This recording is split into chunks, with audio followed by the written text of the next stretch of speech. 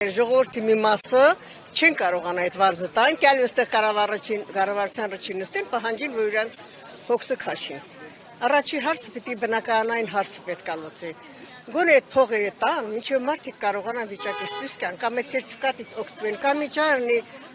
հնարնի, որ այդ մարդիկ կարեն վերջապես բնակարան վերցնեն։ Թեկուզ ռայոններում, գյուղերում մենակ պայմաններ ստեղծեն, մենակ աջակցեն, մարդիկ կինեն ապրեն, գործանեն,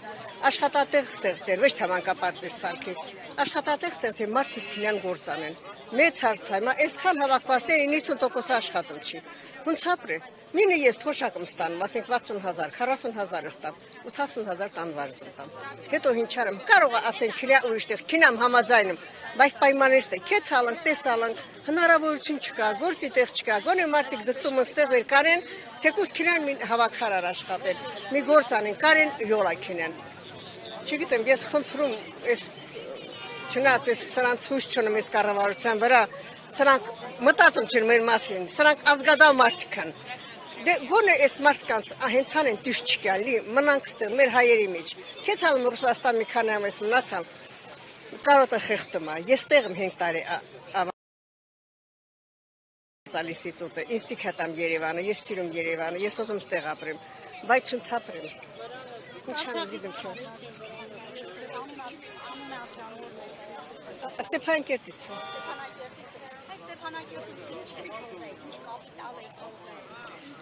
Սեփական տուն,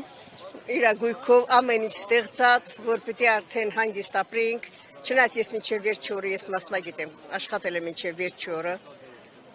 դե ամեն ինչ էլ թողել ենք, մեր այսքան տարիների ստեղծածը թողել ենք, երեխեքը իրենց ընտանիքներով, իրենց աշխատանքով, ամեն ինչ էլ թողել ենք մեկը,